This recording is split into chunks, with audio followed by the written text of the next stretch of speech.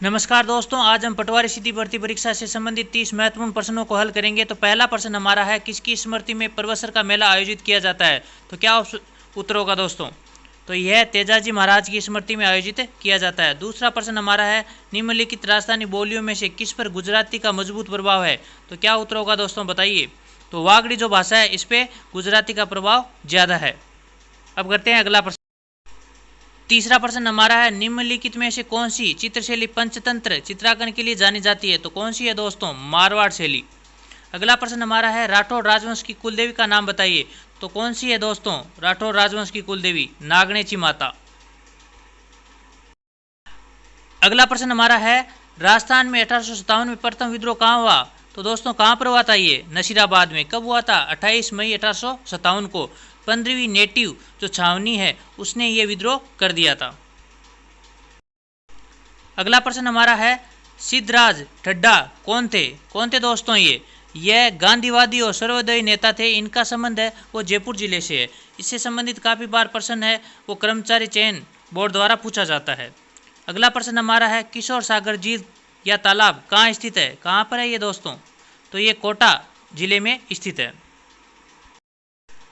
आठवां प्रश्न हमारा है, बडार का भोज निम्न में से किस मौके पर रखा जाता है? तो दोस्तों ये किस मौके पर रखा जाता है? विवाह के मौके पे।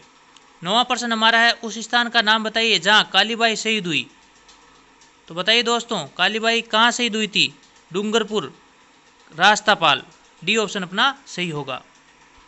अगला प्रश्न हमारा है, वरत राजस्थान का उद्घाटन किसने किया था? तो किसने किया था ये दोस्तों? तो यह सरदार वल्लभ भाई पटेल ने किया था।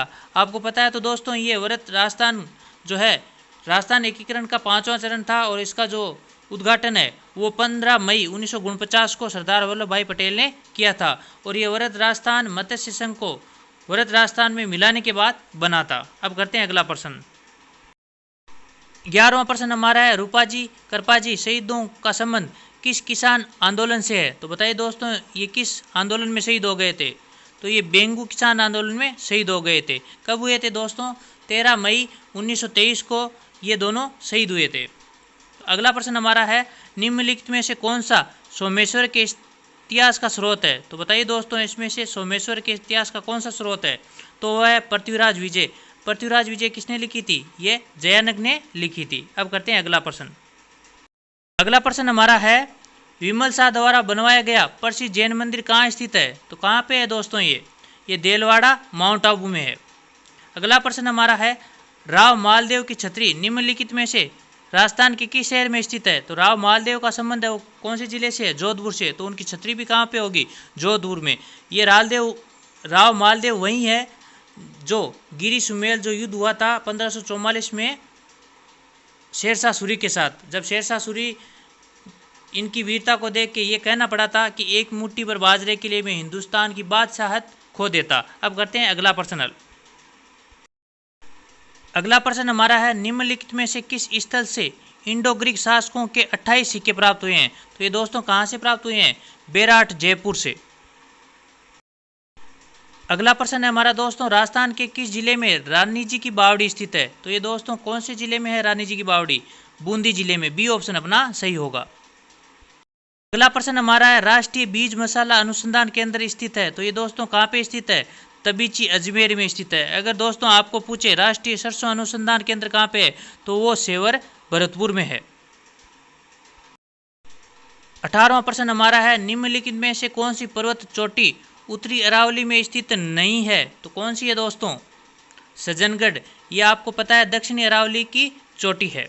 अगला प्रश्न हमारा है, निम्नलिखित में से किस स्थान पर राजस्थान में साधारणतः सर्वाधिक वर्षा दर्ज की जाती है? तो राजस्थान में सर्वाधिक वर्षा कहाँ पे होती है दोस्तों?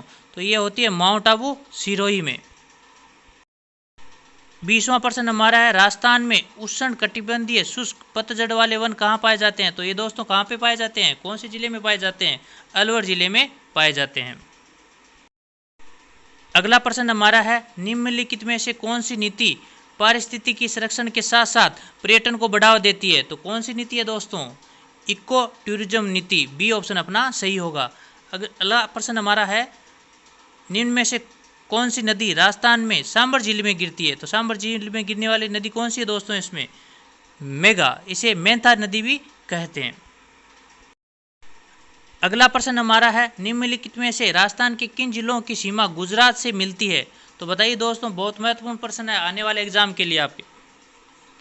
तो उदयपुर की भी मिलती है, बांसवाड़ा की भी मिलती है, डूंगरपुर की भी मिलती है, प्रतापगढ़ की नहीं मिलती। तो कौन सा ऑप्शन सही होगा? ए, बी, 1, 2, 3। तो बी ऑप्शन अपना सही होगा। अगला प्रश्न 24वां हमारा है, राजस्थान सरकार द्वारा पहली वन नीति का अनुमोदन कब किया गया था? तो ये दोस्तों कब किया गया था? फरवरी 2010 में। 25वां प्रश्न हमारा है, वह जिला जहां लाल पीली मिट्टी या मृदा पाई जाती है। तो वो दोस्तों कौन सा जिला है? कौन से जिले हैं?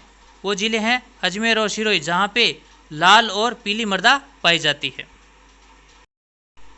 26वां प्रश्न हमारा है, निम्नलिखित में से कौन सा राष्ट्रीय राजमार्ग NH जयपुर, टोंक, बूंदी, कोटा और झालावाड़ से होकर गुजरता है? तो कौन सा है दोस्तों? NH-12। बी, ए ऑप्शन अपना सही होगा। अगला प्रश्न है हमारा दोस्तों, एक तरफ हमें पशु दिए हुए हैं, दूसरी तरफ उनकी नस्ल दी हुई है, हमें पहचाना है निम्न में से कौन सा एक सुमेलित नहीं है बताना है। तो नागौरी गाय सही है, नाली भेड़ सही है, शेखावटी बकरी के लिए सही है, मालपुरी भैंस सही नहीं है। ये भेड़ के लिए प्रसिद्ध है। मालपुरी किसके लिए प्रसिद्ध है? भेड़ के लिए। ठीक है, अगला प्रश्न हल करते हैं। अगला प्रश्न हमारा है, राष्ट्र मरु स्थल विकास कार्यक्रम में केंद्र और राज्य के वित्तीय अंशदानों का अनुपात कितना है? मरु विकास कार्यक्रम या मरुस्थल विकास कार्यक्रम में कितना योगदान है? केंद्र का है 75 और राज्य का कितना है? 25। और ये मरु विकास कार्यक्रम 1977 और 78 में शुरू किया गया था और ये राजस्थान के 16 जिलों में संचालित है। अब हल करते हैं 30वां प्रश्न। 30वां प्रश्न हमारा है, छापी सिंचाई परियोजना अवस्थित है या किस जिले में ये संचालित है? तो ये दोस्तों किस जिले में संचालित है? झालावाड़ में। तो ये दोस्तों आपको वीडियो कैसा लगा? Like, share